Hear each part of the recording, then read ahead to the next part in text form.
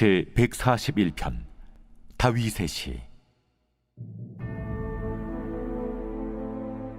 여호와여, 내가 주를 불렀사오니 속히 내게 오시옵소서.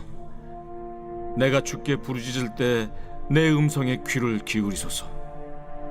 나의 기도가 주의 앞에 분향함과 같이 되며 나의 손드는 것이 저녁 제사같이 되게 하소서.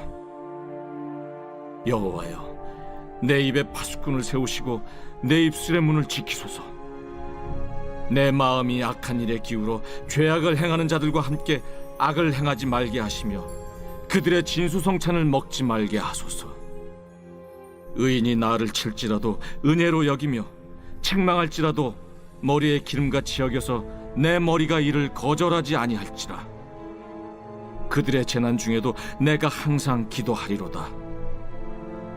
그들의 재판관들이 바위 곁에 내려 던져졌도다. 내 말이 달무로 무리가 들으리로다. 사람이 밭가라 흙을 부서뜨림같이 우리의 해골이 스올 입구에 흩어졌도다. 주 여호와여, 내 눈이 주께 향하며 내가 주께 피하오니 내 영혼을 빈궁한 대로 버려두지 마옵소서. 나를 지키사 그들이 나를 잡으려고 놓은 울무와 악을 행하는 자들의 함정에서 벗어나게 하옵소서. 악인은 자기 그물에 걸리게 하시고 나만은 온전히 면하게 하소서.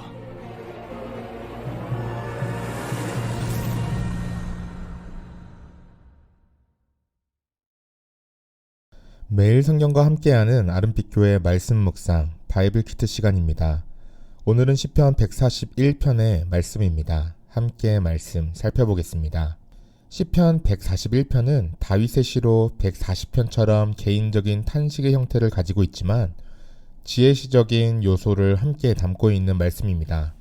140편에서는 악인에게서 구원해달라고 기도했다면 141편에서는 악인의 길에 휘말리지 않도록 자신이 악에 연루되지 않도록 기도하는 것이 특징입니다.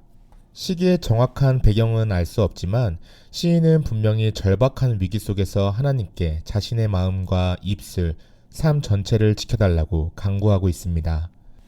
1, 2절을 보니 시인은 성전의 분향과 저녁 제사를 바라보며 하나님께 나아갑니다.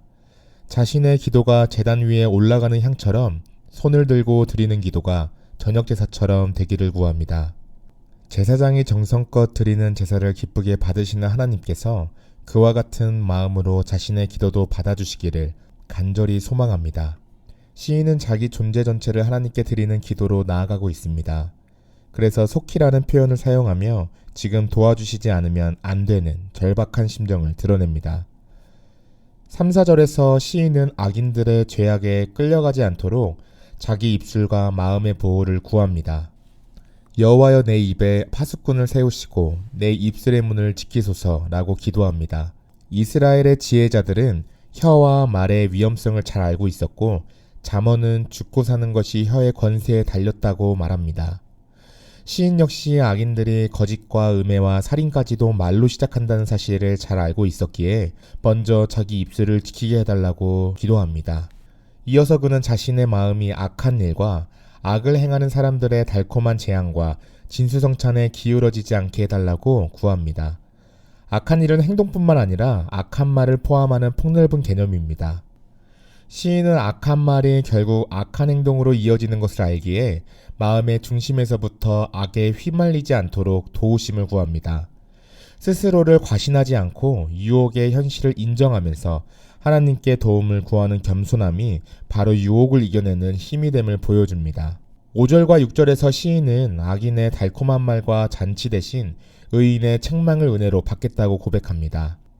의인이 나를 칠지라도 은혜라 라고 말하며 의인의 책망을 머리에 부어지는 귀한 기름에 비유합니다. 고대 이스라엘에서 기름은 축복과 위로, 거룩한 구별을 상징했습니다. 따라서 시인은 의인의 책망을 자기를 거룩하게 세워주는 하나님의 은혜로 받아들이겠다는 의지를 표현합니다. 보통 책망을 들으면 방어하고 거부하기 쉽지만 그는 오히려 그것을 하나님의 인애로 바라보고자 합니다. 그러면서 그들의 재난 중에도 내가 항상 기도하리로다 라고 고백하는데 여기서 그들은 의인이 아니라 4절에 등장한 죄악을 행하는 사람들, 즉 악인들을 가리킵니다. 시인은 악인들이 심판을 당하는 자리를 즐거워하며 바라보는 것이 아니라 그 상황 속에서도 자신의 기도를 멈추지 않고 하나님 앞에서 자신을 성찰하겠다는 자세를 보여줍니다. 이어서 그는 불의한 재판관들이 바위에서 떨어져 심판을 받는 그림을 떠올리며 악한 권력의 부당한 판결과 압제가 결국 하나님의 공의로 심판될 것을 믿음으로 선포합니다. 그때 사람들은 시인의 말을 옳다고 여기며 귀를 기울이게 될 것이라고 확신합니다. 7절부터 10절은 시인은 자신의 현실이 얼마나 무너져 있는지를 솔직히 토로합니다. 마치 삶이 갈아엎어지고 뒤엉켜 죽음의 문턱까지 내몰린 상태를 묘사합니다. 기대와 현실의 차이는 크고 삶은 피곤하고 현실은 무너진 것처럼 보입니다. 그럼에도 시인은 눈을 하나님께로 돌립니다. 시편 141편 시인의 기도는 절박한 순간에도 하나님께 기도로 나아가는 것이 믿음의 길임을 보여줍니다. 시인은 상황을 분석하는 데 머무르지 않고 자신을 온전히 하나님께 내어 맡기는 기도로 반응합니다. 우리의 삶에도 당장 해결이 필요해 보이는 위기들이 찾아옵니다. 그때 우리는 불평과 두려움으로만 반응하는 것이 아니라 온 존재로 하나님을 찾는 기도의 사람이 되어야 합니다. 시인은 끝까지 자기의 힘으로 복수하거나 문제를 해결하려 하지 않고 자신의 안정과 결말을 하나님께 맡겼습니다. 악인이 판 함정에서 악인이 넘어지게 되기를 자신은 그 사이를 지나가게 해달라고 기도합니다. 하나님께서 결국 공의로 심판하시고 자기 백성을 지키신다는 믿음에 기초한 기도입니다.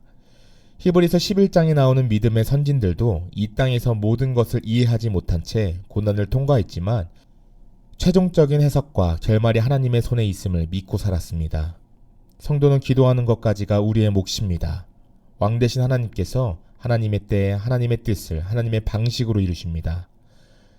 우리는 모든 것을 이해하지 못해도 하나님을 경외하며 분별을 구하며 의인의 책망에 귀를 기울이며 악을 거절하고 끝까지 하나님께 자신을 맡기는 사람으로 부름받았습니다. 그때 하나님께서는 우리의 기도를 향기로운 향처럼 받으시고 우리의 삶을 통해 하나님의 공의와 은혜를 드러내실 것입니다. 시인은 절박할수록 하나님에게 맡기는 삶을 살았습니다. 그는 엉켜있던 실타래가 풀릴 수 있는 유일한 길이 하나님이심을 알았습니다. 앞으로 우리의 삶은 이해되지 않은 순간이 많을 것입니다. 삶의 고난이 찾아올 것입니다.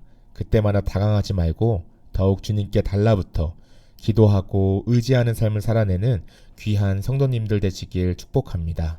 기도하겠습니다. 하나님 아버지, 흔들리는 현실 속에서 먼저 주님을 찾게 하여 주시옵소서. 우리의 입술을 지켜주시고 마음이 악에 기울어지지 않게 보호해 주시며 의인의 책망을 은혜로 받을 겸손한 믿음을 허락하여 주시옵소서. 이해할 수 없는 상황 속에서도 기도를 멈추지 않게 하시고 모든 결말을 주님의 손에 맡기는 담대한 믿음을 주셔서 우리의 삶이 주님께 향기로운 제사가 되게 하여 주시옵소서. 예수님의 이름으로 기도드립니다. 아멘.